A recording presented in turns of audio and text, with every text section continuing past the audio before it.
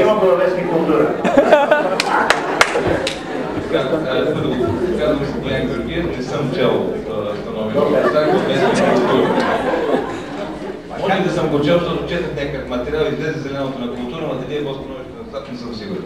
Сега, може би цялата дискусия, която има своите, разбира се, добри страни и, как да кажа, създава някаква общност и общество, е малко подведена по чисто терминологичен повод. Думата проект большинството в тази зала разбират като архитектурен проект. В случая става дума за проект, за някакви фондове, за усвояване на някакви средства.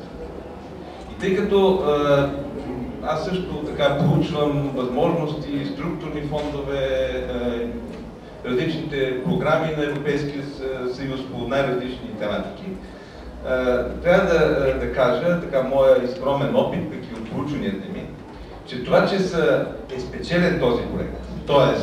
той фигурира в списъка на проектите за финансиране, не означава автоматически, че тези картинки, които архитект Бойко Кадимов в неговата ателие е направил, ще бъдат реализирани. Тук става дума за някаква, всъщност, колегата преди мен точно го каза, мъглявина. Всъщност мъглявината се създава, за да могат да се получат едни пари. Тези пари да се получат, трябва да се направи една обосновка. Всъщност, предполагам как се е развил целият механизъм.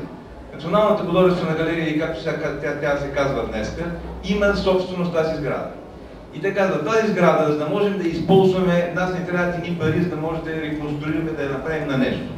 Сега да ти мислят, на какво може да я направим? Очевидно не може да я направим на кино, на мол. Трябва да направим нещо във връзка с изкуството. Значи дайте да направим някакъв галерия музей. Какъв да бъде този музей? Няма да бъде на монументалното изкуство, дай ще я направим на съвременното изкуство. Свързват се с Бойко Кадинов, събират някакъв екип, правят някакви схеми и идеи, разработват този комплект, проект, но не архитектурен проект, а проект за усвояване на някакви фондове. И кандидатстват. Минават наистина, заедно с още 200 или колко бяха споменати проекта, които се състезават, конкурират и комисия не оценява архитектурни достоинства на това, което се представя. Те оценяват значимостта на начинанието. Оценяват дали институциите, които седат за това начинание, са достатъчно, как да кажа, достоверни, сигурни, достолепни, че ако им се дадат тия пари, те наистина ще ги вложат да постигнат дадените цели. Да създадат някакво културно пространство с някакви конкретни предназначения. Оттам нататък, дай Боже този проект да е спечелил. Проект, аз разбирам, не архитектурният проект да е спечелил. Да е спечелен на финансирането от тези фондове. Тези фондове, независимо че идват от Норвегия, те са европейски пари. В момента, в който те постъпат тук, а те ще постъпат едва, когато държавата авторизира държавна агенция, която ще получи парите, няма да ги получи галерията директно, и си го мислете това, ни най-малко. Държавна агенция, която ще контролира проекта, както и всички други, които бяха изброени преди малко в този списък, номинирали и спечелили проект.